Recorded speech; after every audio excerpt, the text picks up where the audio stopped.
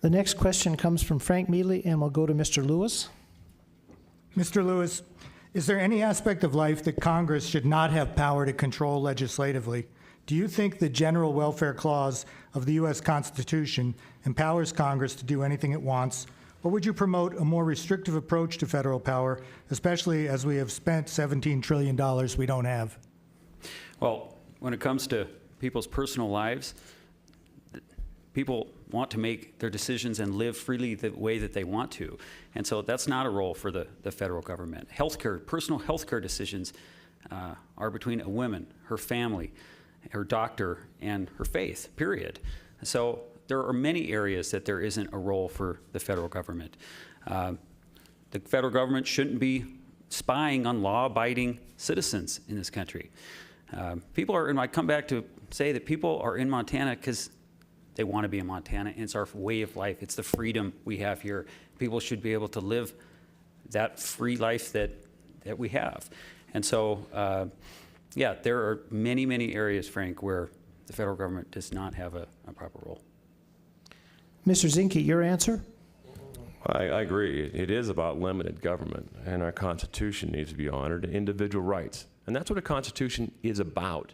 It's about individual rights and not collective rights. So it should be a limited government.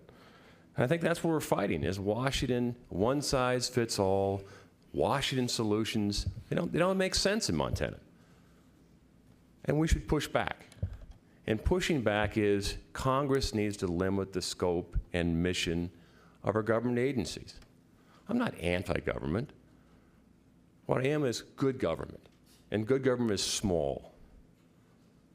It understands who the boss is, we the people. And the missions and role and scope are limited.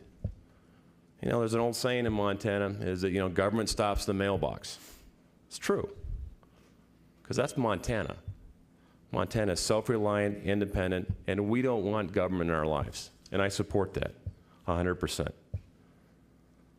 There is a compelling interest in government when it comes to the elderly, the children, the young, those that can't defend themselves. And so there, as a society, as a responsible society, there's a compelling interest to make sure we do the right thing for those that can't defend for themselves. Mr. Fellows, your answer? Well, the founders set up our Constitution and the Bill of Rights simply to limit government. Those are the things that we were going to have. Those are the things that we're going to limit the government. Congress shall make no laws. But a lot of people in the two major parties, when they talk about limited government, what they're actually saying is we want it limited to what the government spend yesterday, or we want it limited to what we're going to spend tomorrow. But Congress actually wanted a small, limited government that its only services was to protect your life, liberty, and start out being property, because property is very important to our founding fathers, that I own my own self, and so therefore I can make my own decisions, and I make my own decisions better than those folks in Washington, D.C., or I make my decisions better than those folks in Helena, Montana. And that's what we need more of, individual rights. Sometimes I see candidates that talk about freedom and liberty, but it's more like George Orwell's Animal Farm. Yes, I believe in freedom, but I believe in the notion that we will have freedom, but some will have more freedom than others. Mr. Lewis, your response? What we need from the federal government is certainty. And what we see from Congress is they go from crisis to crisis to crisis, whether it's the debt limit, fiscal cliff, government shutdown. And so we need certainty for small businesses in this country. We need certainty for farmers and ranchers. We've had severe drought, wildfires. Farmers and ranchers don't need more uncertainty than they already face from Congress. And so that's what I'd like to see the federal government focus on, is solutions to give certainty to people that work for a living. Mr. Zinke? Well, I think it's time for more leadership and less politics in D.C. You know, quite frankly, it doesn't matter to me whether you're Republican or Democrat or conservative or libertarian or Tea Party.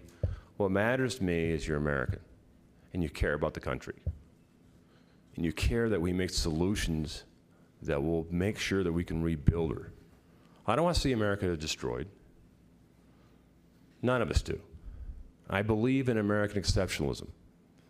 I believe that America has a role overseas to show leadership by example. I mean that. As your next congressman, I'll fight every day to ensure it. Mr. Fellows, your response. I think the government's gotten too big. We've gotten a lot of overreach, and the one example that was probably a couple of examples I'd like to point out, but in the Supreme Court case versus Rice, I believe in California, Clarence Thomas got it right because it was a case where an individual using medical marijuana, and the feds jumped in and said, well, no, it's under our jurisdiction. But Clarence Thomas got it right because he essentially pointed out that the marijuana was going in California. It didn't leave the state, so the federal government had no business being there.